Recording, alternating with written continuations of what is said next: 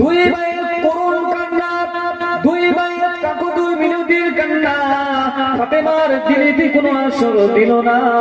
হযরত ফাতেমাতুজ জোহরা রাদিয়াল্লাহু তাআলা আনহা দুই ভাইয়ের হাত থেকে রূপার বালাগুলো খুলে ফেললেন, রূপার বালাগুলো খুলে ফেলে নিজে ভাঙতে লাগলেন, রূপার বালাগুলো ভেঙে ফেললেন। ভেঙে দিয়ে তিনি নিজের কাজের মধ্যে ব্যস্ত হয়ে গেলেন। দুই ভাই কেঁদে কেঁদে পেরেশান হয়ে যায়। হযরত ইমাম হুসাইন, হযরত ইমাম হাসান রাদিয়াল্লাহু তাআলা আনহুমা দুই ভাই ওই ভাঙা দুটো বালার টুকরো হাতে করে নিয়ে নানা জান নানা জান নানা জান করে ছুটতে লাগলেন।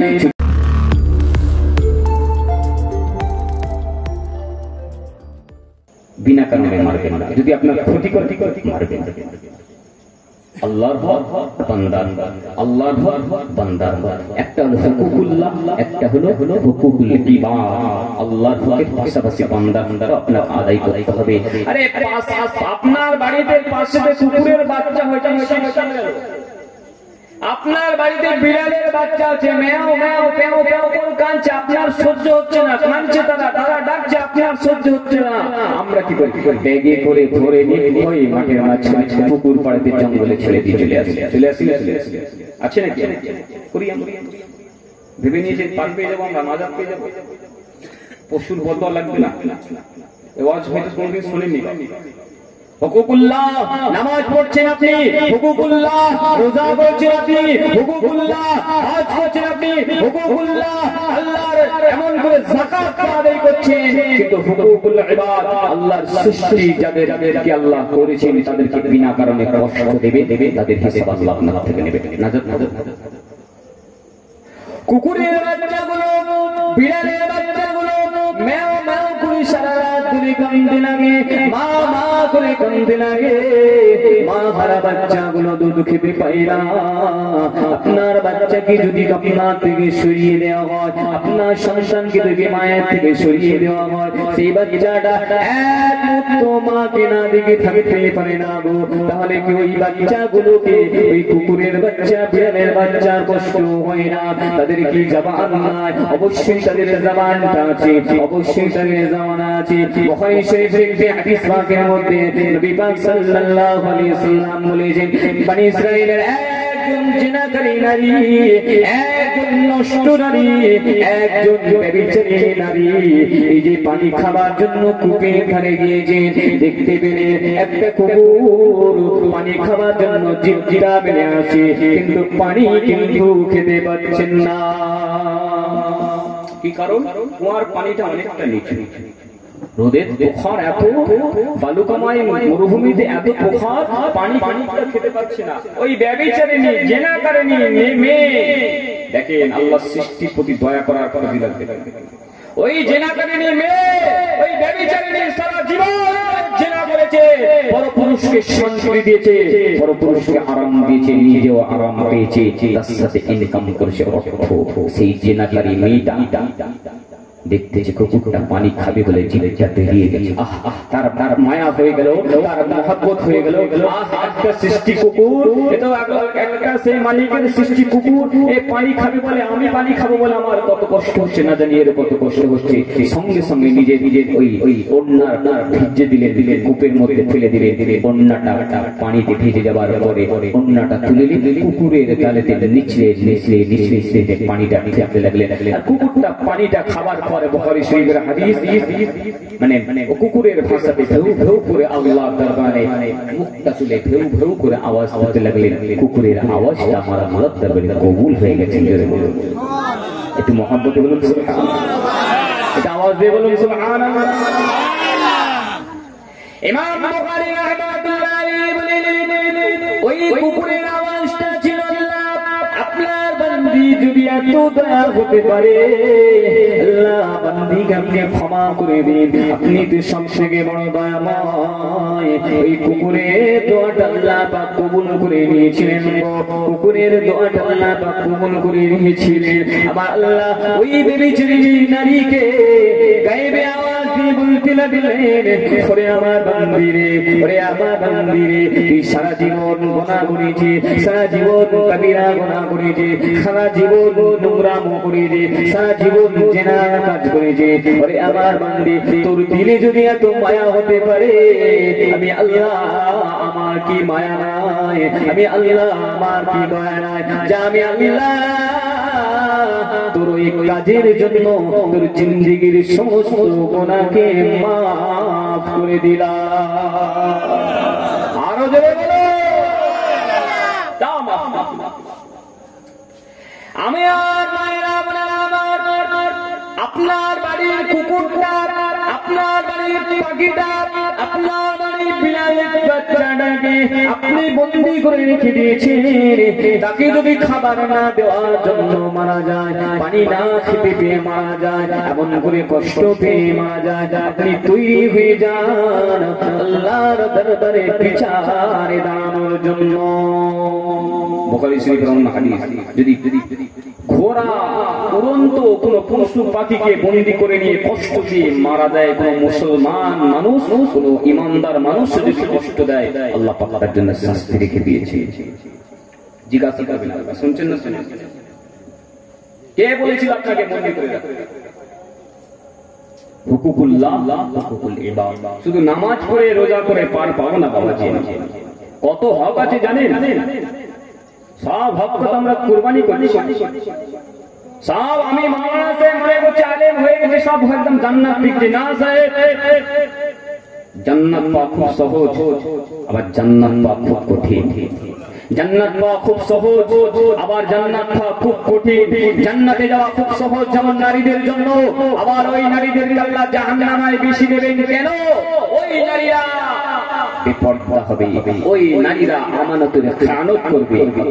আমানত মানে আপনি স্বামী, আপনি স্ত্রীকে আপনি বাড়িতে রেখে দিয়ে গেলেন, আপনার স্ত্রীকে রেখে দিয়ে আপনি ব্যবসার জন্য, কাজের জন্য ভিন দেশে গেলেন, কলকাতা গেলেন, বাজারে গেলেন, বাড়িতে চা রেখে গেলেন, সব কিছু হেফাজতের দায়িত্ব আপনার স্ত্রীর। বুঝতে পারছেন না? আপনার সন্তান দেখভালের দায়িত্ব আপনার স্ত্রীর।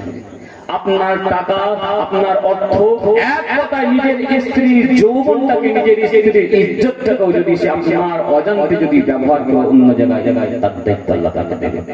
বুঝতে পারছেন না? শুধু নামাজ, আমার জান্নাত পাবো না, মায়েরা নামাজ কম পড়ে না, আমার বোনেরা রোজা কম করে না, ওরা আমাদের থেকে রোজা বেশি করে, ওরা আমাদের থেকে নামাজ বেশি করে। কত নফল রোজা, শবে বরাতের রোজা, মুহররমের রোজা, হ্যান রোজা, দান রোজা, কত রোজা করেন জানেন? অনেক রোজা করে। কিন্তু মা, ওই রোজার জন্য হয়তো গুনাহ মাফ হবে, কিন্তু এমন কিছু করে যাবেন না যার জন্য আপনাকে জাহান্নামে খাটতে হবে। বুঝতে পারছেন? হযরত আবু লুবাবা রাদিয়াল্লাহু তাআলা আনহু বলেন, ইয়া রাসূলুল্লাহ, ইয়া হাবিবাল্লাহ, হুজুর আপনি দোয়া করুন হুজুর, ওই যুবক সাহাবা যেন জিন্দা হয়ে যায়। কেন না ওনার স্ত্রী যুবতী নারী, ওনার স্ত্রী কুমারী, ওনার স্ত্রী যুবতী নারী। হুজুর যৌবন ভরা, স্ত্রীটা কান্নাকাটি করছে হুজুর, একা বাড়িতে থাকতে পারছেন না। আমার নবী পাক সাল্লাল্লাহু আলাইহি ওয়াসাল্লাম বললেন, আজকের মতো খন্দকের গর্তগুলো বন্ধ করে দাও বাবা, চলো চলো চলো, তোমাদের ভাই আমার সঙ্গে আমার ওই যুবক আব্দুল্লাহ আল্লাহ ডাকে সাড়া দিয়ে চলে গিয়েছেন। চলো চলো, তার কাফনের জন্য ব্যবস্থা করো। কবর খোলা তৈরি হলো, কাফন দাফনের ব্যবস্থা করা হলো। তরুণ তাজা যুবক সাপের কামড়ে শরীরটা যেন নীল বর্ণ আকার ধারণ করেছে। বুঝতে পারছেন? ছেড়ে আসছিলাম, সাপের কামড়ে মারা গেল, নীল আকার। হযরত আবু বকর রাদিয়াল্লাহু তাআলা আনহু সাপের কামড় শুনেছেন? আপনারা শুনেছেন? গারে হিরাতে, বুড়া আঙ্গুলে, পায়ের গোড়ালিতে কামড়ে। জি জি, ওই যুবককে সাপের কামড় দিয়েছে, শরীর নীল বন্ধ হলো, ইন্তেকাল। গোসল দেওয়া শেষ হয়ে গেল, জানাজা পড়লেন আমার হাবিবুল্লাহ জনাবে মুহাম্মদুর রাসূলুল্লাহ, জানাজা পড়িয়ে দেওয়া হলো। ওই স্ত্রীটা পর্দার অন্তরাল থেকে কান্না করে বলতে লাগলেন, ইয়া রাসূলুল্লাহ, ইয়া হাবিব হাবিবাল্লাহ হুজুর, আজকে আমার সম্মানটা, আজকে আমার ইজ্জতটা, আজকে আমার সমস্ত কিছুটা যেন মাটিতে মিশে গেল হুজুর। আমার ভুলের জন্য আমি যদি সবটাকে আগে মেরে দিতাম, তাহলে আমার স্বামী আর এইভাবে নষ্ট হতো না, আমার স্বামী আমার থেকে হারিয়ে যেত না। ইয়া রাসূলুল্লাহ, ইয়া হাবিবাল্লাহ হুজুর, আমি কিভাবে সবর করব, কিভাবে ধৈর্য ধারণ করব? আমার নবী পাক সাল্লাল্লাহু আলাইহি ওয়াসাল্লাম হযরতে আনাসের মারফতে আওয়াজ দিয়ে বলতে লাগলেন, ও আনাস, চলে যাও, চলে যাও, চলে যাও। ওই নারী যুবতীকে বলে দাও, সে যদি তার ইজ্জতের হেফাজত করে, সে যদি তার কণ্ঠের হেফাজত করে, সে যদি তার সম্মানের হেফাজত করে, নামাজ পড়ে, রোজা রাখে, এমন করে নিজের স্বামী তো বিদায় নিয়েছে, যদি ওইভাবে জীবনটা কাটিয়ে দিতে পারে, অথবা দ্বিতীয় বিবাহ করার ইচ্ছা থাকলে ইজ্জত পালন করে দিতে পারে। ও আনাস, আমি রাসূলুল্লাহ বলে দিলাম, যদি এই স্বামীর সঙ্গে আল্লাহর জান্নাতে যেতে যায়, এই সঙ্গে স্বামীর সঙ্গে আল্লাহর জান্নাতে থাকতে চায়, তাহলে ওই নারীটা যেন বিবাহ না করে। আমি রাসূলুল্লাহ কথা দিলাম, সে যদি ইজ্জতের হেফাজত করে, জবানের হেফাজত করে, নামাজটা আদায় করে, আমি মুহাম্মদুর রাসূলুল্লাহ কথা দিলাম, আল্লাহ পাক এই যুবতীর সঙ্গে ওই যুবককে জান্নাতে পৌঁছে দেবে। আরো জোরে বলো। কটা কাজ বলেছিল? তিনটি। ওই স্ত্রীদের জন্য কটা? তিনটি। নিজের ইজ্জতের হেফাজত, নামাজ, রোজা, স্বামী। বুঝতে পারছি না? আরেকটা জিনিস কি শিখলেন এখান থেকে? যে স্ত্রীটা সর্বশেষ যে স্বামীর কাছে থাকিবে, সেই স্বামী যদি জান্নাতে যায়, আল্লাহ পাক ওই স্ত্রীটার সঙ্গে জান্নাতে দেবেন। যেটা বলুন না সুবহানাল্লাহ। একটা মেয়ের দুটো তিনটে বিবাহ হয়, মেয়েরা শুনে না, আমার যুবকরা শুনে। একটা মেয়ের দুটো, একটা ছেলে দুটো তিনটে বিবাহ হয়, একটা মেয়েরও দুটো তিনটে বিবাহ হয়। যদি প্রথম স্বামীর সঙ্গে তালাক হয়ে যায়, প্রথম স্বামীর সঙ্গে ছেড়ে দেয়, বুঝে নেন, ছেড়ে দেয়, যদি দ্বিতীয় স্বামী গ্রহণ করে, তাহলে প্রথম স্বামীটা যদি জান্নাতে যায়, কিন্তু স্ত্রী হিসাবে এই স্ত্রীকে পাবে না জান্নাতে। বুঝতে পারছেন না? স্ত্রী হিসাবে পাবে না। ইনি জানার সঙ্গে স্বামী স্ত্রী থাকা অবস্থাতে মারা যাবে, যদি জান্নাতে যায়, সে তাকে স্বামী হিসাবে জান্নাতে পেয়ে যাবে। যারে বলুন সুবহানাল্লাহ। বুঝতে পারলেন না? কিন্তু একটা যুবক, একটা ছেলে বিবাহ করেছে, একজন স্ত্রী মারা গেছে, সেই স্ত্রীটাকে স্বামী স্ত্রী পেয়ে যাবে। কেননা পুরুষদেরকে আল্লাহ দেবেন 70টা। কটা? খুদ দেবেন 70টা। আর নিজের স্ত্রীকে যদি দিনদার, কলেজদার স্ত্রী হয়ে থাকে, ওই স্ত্রীটাকে আল্লাহ পাক 70টা হুরেদের সর্দারিনী করে আল্লাহ পাক তৈরি করে জান্নাতের রানী বানিয়ে দেবেন। যাবে বলুন সুবহানাল্লাহ। আরো জোরে বলুন। আপনাদের কি মনে ইচ্ছা হয় না আপনাদের বিবিদেরকে জান্নাতের রানী তৈরি করে রাখবেন? এই দুনিয়ার সামান্য গহনা, দুনিয়ার সামান্য সাজগোজ, দুনিয়াকে রানী সাজতে চান, কি আছে কি হবে দুনিয়ার এই সামান্য সম্পদ? আল্লাহ নবী বলে দিলেন, তামাম দুনিয়ার সম্পদটাকে যদি জান্নাতের একটা ইটের সঙ্গে তুলনা করা হয়, জান্নাতের একটা ছোট্ট ইটের সঙ্গে তুলনা করা হয়, আমি রাসূলুল্লাহ বলে দিলাম, তামাম দুনিয়ার সম্পদটা মতো হয়ে যাবে আল্লাহর জান্নাতের একটা ইটের মর্যাদা বেশি হয়ে যাবে। একটা ছোট্ট ইট।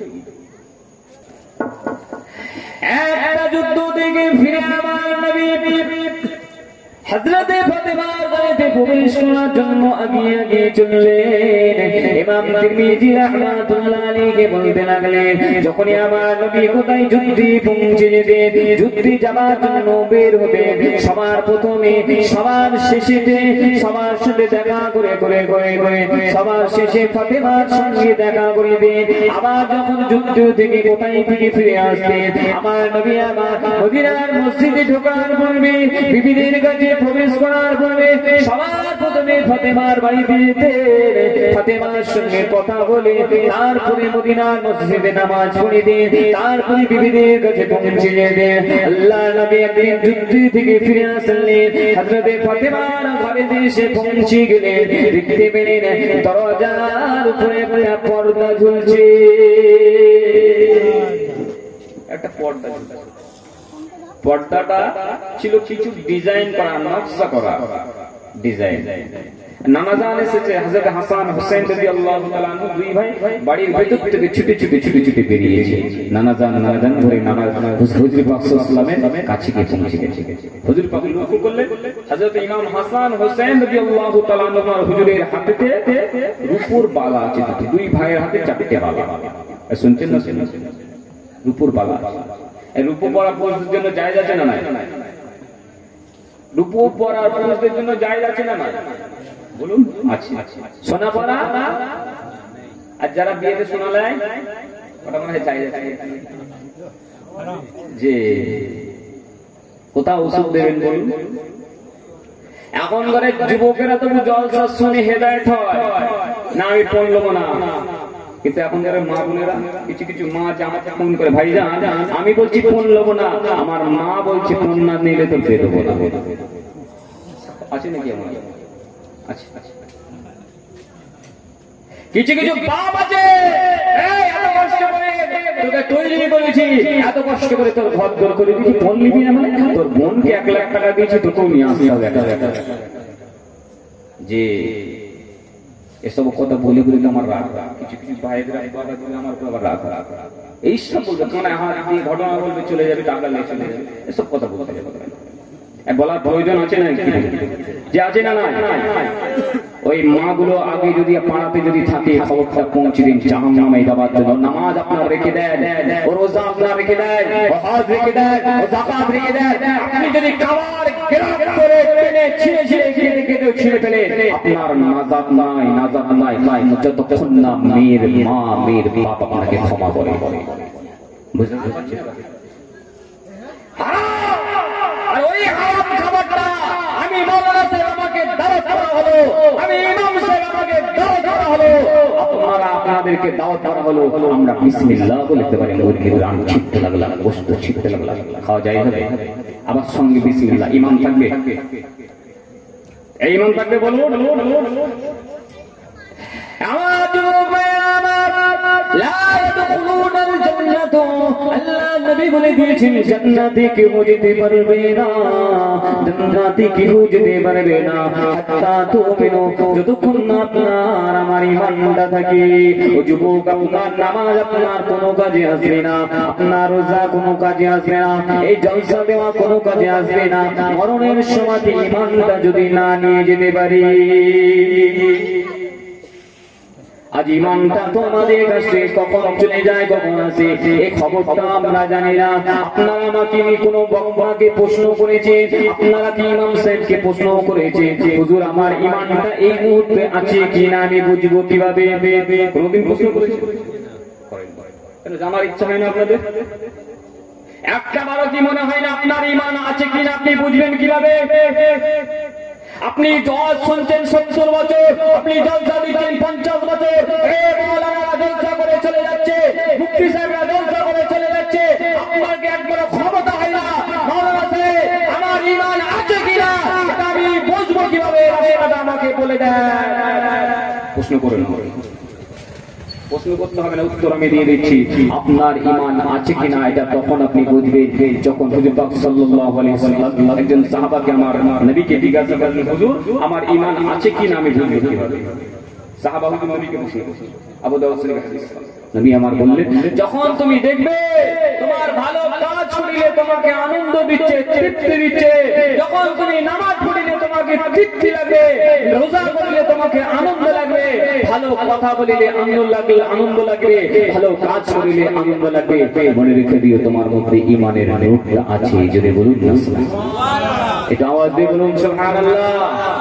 আর যদি না থাকে, যদি না থাকে, নামাজ পড়ছি ভালো লাগছে না, রোজা করছি ভালো লাগছে না, ওয়াজ শুনছি ভালো লাগছে না, মা বাবার খেদমত করছি তৃপ্তি লাগছে না, ভালো লাগছে না, এমন করে স্ত্রীর হকটা আদায় করছি সেখানেও ভালো লাগছে না, কিন্তু অন্য জায়গায় হক আদায় করতে খুব ভালো লাগছে। যে নিজের হালাল স্ত্রী ছেড়ে অন্য জায়গায় হক আদায় করতে ভালো লাগছে, কিন্তু নিজের স্ত্রীকে 2 টাকা কিনে দেবো সেটা আমার ভালো লাগছে। আপনি তওবা করুন, আমার নবী বলে দিয়েছেন আপনার জন্য যদি এমন কারোর হয় তওবা করুন, ইস্তাগফিরু রাব্বি ইস্তাগফিরু রাব্বি ইস্তাগফিরু রাব্বি, আপনি আপনার প্রভুর কাছে তওবা করুন। কেন শেষ হয়ে গেছে? তাহলে কার মনে কি হয় আমি জানি না, কার ঈমান কতটুকু আছে আমি জানি না। তাহলে যদি এমন হয়ে থাকে আল্লাহর নবীর কথা অনুযায়ী আপনাকে তওবা করতে হবে, তওবা করতে হবে। যদি এই অবস্থায় মারা যান, ঈমান হারা হয়ে আল্লাহ আপনাদের কাউকে আমাদের কাউকে মৃত্যু দান করুন, ঈমানটা সঙ্গী নিয়ে যেন আল্লাহ আমাদের মৃত্যু দান করেন। বলেন আল্লাহুম্মা আমিন। যদি বলুন আল্লাহুম্মা আমিন। ওয়াজ শুনে নাজাত পাবো না, আর ওয়াজ করে আমি নাজাত পাবো না। ঈমান নিয়ে গেলে তবে নাজাত পাবো। কখন ঈমান যাচ্ছে কখন ঈমান আসছে নিজেরাই জানে। আমার নবী বলেন ইসবিকুর রাসূলু মুমিনান, সকালবেলা মানুষগুলো মুমিন হয়ে বাড়ি থেকে বের হবে, সারাদিন কাজ করিবে, ব্যবসা করিবে, রোজগার করিবে, সংসার করিবে। ইসবিকু কাফিরান এমসি কাফিরান, সন্ধ্যাবেলা যখন তারা বাড়িতে প্রবেশ করবে তারা কাফির হয়ে বাড়িতে প্রবেশ করে যাবে, তারা কাফির হয়ে বাড়িতে প্রবেশ করে যাবে। এমসি মুমিনান, আবার কোন মানুষ সন্ধ্যাবেলায় মুমিন হয়ে যাবে, ইসবিকু কাফিরান, আবার তারা সকালবেলা কাফির হয়ে যাবে। এবার মা বোনেরা, আপনার আমার কথার মধ্যে, আপনার আমার অঙ্গভঙ্গির মধ্যে, আপনার আমার চালচলনের মধ্যে নবী পাকের মুহাব্বত ভালোবাসা যদি কমে যায়, ভালো কাজ করিতে গেলে যদি আনন্দ না লাগে, মা খারাপ কাজ করিলে যদি মনটা কষ্ট না দেয়, চুরি করে ফেলেছে ভুল হয়ে গেছে, আপনার অনুশোচনা হতে লেগেছে, চুরি করে ফেললাম, গুনাহ করে ফেললাম, মিথ্যা কথা বলিলাম, ওই মানুষটাকে কষ্ট দিলাম, এই অনুশোচনা অনুধাবনটা যদি আপনার মধ্যে চলে আসে, আল্লাহর বান্দা বুঝে নাও আপনার মধ্যে ঈমানটা আছে। যদি গুনাহ করার পর আপনার কিছু মনে না হয়, আপনার অনুশোচনা না হয়, অনুধাবনা না হয়, আপনি বুঝে নেন ঈমানটা নষ্ট হয়ে গেছে। আজকে মদ খাচ্ছি, সুদ খাচ্ছি, হারাম খাচ্ছি, কিছু মনেই হচ্ছে না, পানি হিসেবে মদ খাচ্ছি। আবার বিসমিল্লাহ, হ্যাঁ বিসমিল্লাহ, ফারিস্তারাও লাগাবে, মানে কবরে ঢোকার পর বেটা ফারিস্তারাও লাগাবে, গরম রড দেখে দিয়েছে, একবার গরম রড।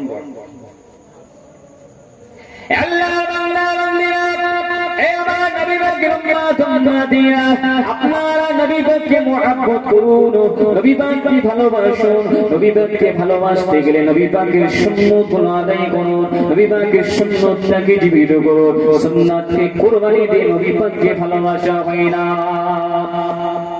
যে কথা বলতে চাইছিলাম, আমার নবী হযরত ইমাম হাসান ও হুসাইন রাদিয়াল্লাহু তাআলা আনহুর হাতের মধ্যে 2খানা বালা দেখলেন, ওই রূপোর বালাটা দেখতে পেলেন, মনে আছে রূপোর বালা দেখলেন, আর পর্দাটা দেখলেন, একটা নতুন পর্দা টাঙানো হয়েছে দরজাতে। হযরত হাসান হোসেনের হাত ছেড়ে দিয়ে ব্যাকে মুখ ঘুরিয়ে মদিনার মসজিদের দিকে চলে যাচ্ছে। হযরত ফাতেমা রাদিয়াল্লাহু তাআলা আনহা বেড়ার ফাঁক দিয়ে, খেজুর পাতার ফাঁক দিয়ে বাড়ির ভিতর থেকে দেখছেন আমার আব্বা জান বাড়িতে আসছেন না, এমন তো কোনোদিন করেন না, বাড়ি মদিনার দিকে চলে যাচ্ছে, মসজিদে নববীর দিকে চলে যাচ্ছে। পণ্ডিত মানুষ আম্মাজান ফাতেমা রাদিয়াল্লাহু তাআলা আনহা, বিজ্ঞ মানুষ, বুঝতে পেরে গেলেন কেন আমার আব্বা জান বাড়িতে আসছেন। সঙ্গে সঙ্গে টান বেড়ে বাড়ির পর্দা ছেড়ে ফেললেন। শোনে, আমার বাড়িতে আপনার বাড়িতে পর্দা লাগানো আছে, আছে না নয়? আছে না নয়? আছে তো। পর্দা লাগানো যায়, কিন্তু ওই পর্দায় যদি ছবি লাগানো হয় না যায়, ওই পর্দাতে ছবি লাগালো না যায়।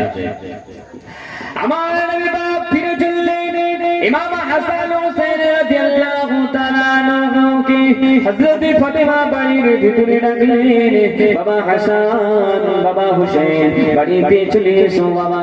বাড়িতে চলে আসলেন, দুই ভাই কেঁদে কেঁদে নানা আম্মা জানকে বলতে লাগলেন, আম্মা জান, নানা জান তো আসলো না, নানা জান তো কথাও বললো না, নানা জান তো এমনটা কখনো করে না।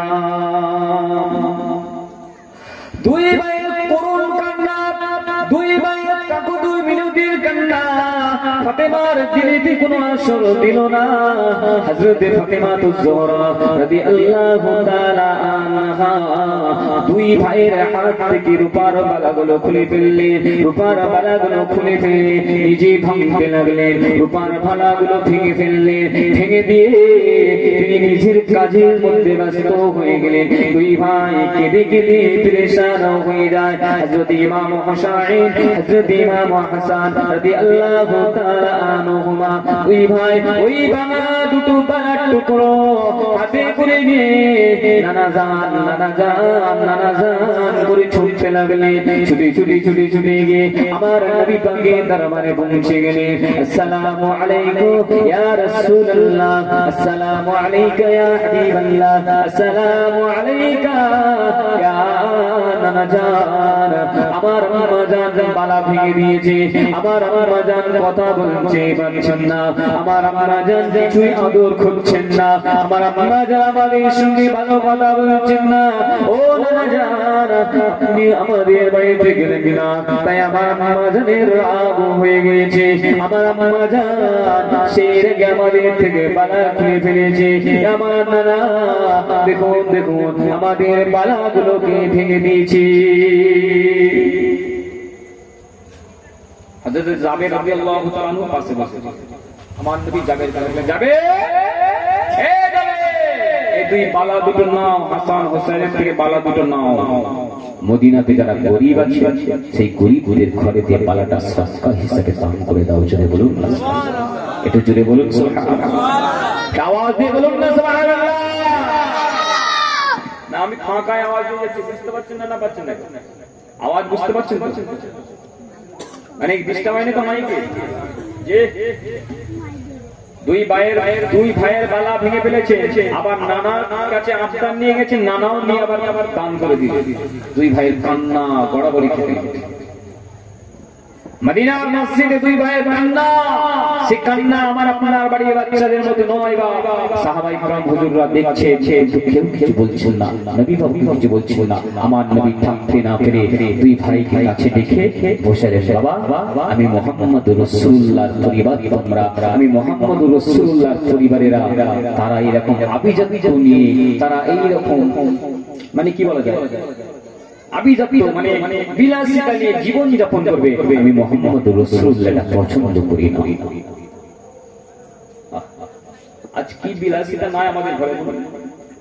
কোন খাবারটা একটা তরকারি আছে, কোন কার কাপড়টা একটা কাপড় আছে, কার এমন করে কার কোন জিনিসটা একটা আছে, সবটা বলতে বল জোড়া জোড়া জোড়া জোড়া জোড়া জোড়া কি নাই আমার আপনার স্বামী কোন জায়গা থেকে ইনকাম করে আনে এটা আপনাকে দেখতে হবে মা। আপনার স্বামী যদি হালাল টাকা ইনকাম করে আনে, হালালের রোজগারটা করে আনে, যদি ডাল ভাত খাইয়ে আপনাকে আগে সন্তুষ্ট চিত্তে রাজি হয়ে যান মা, সন্তুষ্ট চিত্তে খুশি হয়ে যান মা। স্বামীর শুকরিয়াটা আদায় করো, আপনার প্রভুর শুকরিয়াটা আদায় করো, আল্লাহ পাক আপনাকে জান্নাত দিয়ে দিবে। স্বামীকে যদি পেশাব দেয়, আমার এটা এনে দিতেই হবে, আমি আর এটা চাই, আমার এটাকে করে দিতেই হবে, আমার এটা অবশ্যই চাই। ও মা আপনার জন্য আপনার স্বামীটা হারাম পথটা বেছে নেবে, আপনার জন্য আপনার স্বামীটা চুরি করা বেছে নেবে, আপনার জন্য আপনার স্বামীটা এমন করে লোককে ঠকানোটা বেছে নেবে, কারণ তাকে বেশি বেশি ইনকাম করিতে হবে। একটা মা পারে একটা সংসারকে সুন্দর করে সাজাতে, একটা বোন পারে একটা সংসারকে সুন্দর করে সাজাতে, আর একটা বোন পারে নিজের স্বামীকে কন্ট্রোলে রাখতে। ঠিক ঠিক কিন্তু এমন না কোথায় পারে। হযরত হাসান রাদিয়াল্লাহু তাআলা আনহু আমার নবী পাকে কোলে বসে বসে বসে বসে কান্না করে চলেছেন। আমার নবী জাবেরকে ডেকে বললেন, বাবা জাবের মদিনার বাজারে চলে যাও, বাবা মদিনার বাজারে চলে যাও, আমার হাসান ও হুসাইনের জন্য পাথরের দুটো বালা কিনে আনো, আমার কন্যা ফাতেমার জন্য একটা হাতির দাঁতের হাড় কিনে আনো। যদি বলুন সুবহানাল্লাহ, আওয়াজ দিয়ে বলুন সুবহানাল্লাহ। ফাতেমা কষ্ট পেয়েছে, ফাতেমা কষ্ট করে, ফাতেমা গরিবের সন্তান, যাও যাও একটা হাতির দাঁতে, শুনবেন হাতির দাঁত, হাতির দাঁতে আব্বু জান ফাতেমা রাদিয়াল্লাহু তাআলা আনহার জন্য আমার নবী পাক হাদিয়া স্বরূপ প্রেরণ করলেন। জোরে বলুন না সুবহানাল্লাহ, আরো জোরে বলুন। কিন্তু সোনা রূপো পুরুষের জন্য রূপ পরা জায়গাকে হযরত ফাতেমা মাসলা জেনেই কিন্তু করেছেন, রূপাই পরেছেন, কিন্তু তাও আমার নবী দিয়ে দিলেন। আচ্ছা আমার ঘরে কি নাই, আপনার বাড়িতে কি না, কোন জিনিসটা না? এ যুবক ছেলেরা, আদমনিয়া খুলুতুল খাবিয়াতুন ওয়া ইন্নাল্লাহা মুস্তাখলিফাকুম ফিহা ফায়ানজুরু কাইফা তা'মালুনা ফাত্তাকুল দুনিয়া ওয়াত্তাকুন নিসা। আল্লাহ পাক আপনাকে প্রতিনিধিত্ব করে পাঠিয়েছে, আল্লাহ পাক আপনাকে নেতা করে পাঠিয়েছে, আল্লাহ পাক আপনাকে স্বামী হিসাবে পাঠিয়েছে, আল্লাহ পাক আপনাকে ভাই হিসাবে পাঠিয়েছে, আল্লাহ পাক আপনাকে পিতা হিসাবে পাঠিয়েছে। শুনে রেখে দাও, জেনে রেখে দাও, আমার আল্লাহ নবী বলেছেন ফায়ানজুরু কাইফা তা'মালুনা, বান্দা তোমার আল্লাহ দেখবেন তুমি কিভাবে আমল করো, বান্দা তুমি কিভাবে আল্লাহর সন্তুষ্টিটা করো, এটা আমার আল্লাহ দেখবেন। দুনিয়ার বিলাসিতা পে, দুনিয়ার সৌন্দর্য পে, দুনিয়ার আনন্দ পে, দুনিয়ার লোভ লালসা পে, দুনিয়ার আত্মমর্যাদা পে তুমি আল্লাহকে ভুলে যেও না, নবীকে ভুলে যেও না। তুমি যদি নবী ও আল্লাহকে সন্তুষ্ট করতে চাও, বান্দা গরিবী গায়ে পছন্দ করে না, গরিবী গায়ে বেঁচে না। আমার নবী বলে দিয়েছেন আল্লাহুম্মা আতিনি মিসকিনা আতিনি মিসকিনা ইয়াউমাল কিয়ামাত। এমন করে লম্বা হাদিস আমার নবী বলে দিয়েছেন আল্লাহ কিয়ামতের ময়দানে গরিবদের সঙ্গে জান্নাতে যেতে চায়, দুনিয়ার মধ্যে গরিবদের সঙ্গে থাকতে চায়। রব্বুল আলামিন আল্লাহ এমন করে জান্নাতের বাগানে আমার গরিব সাহাবাদেরকে আমাকে সঙ্গী করে দেবে।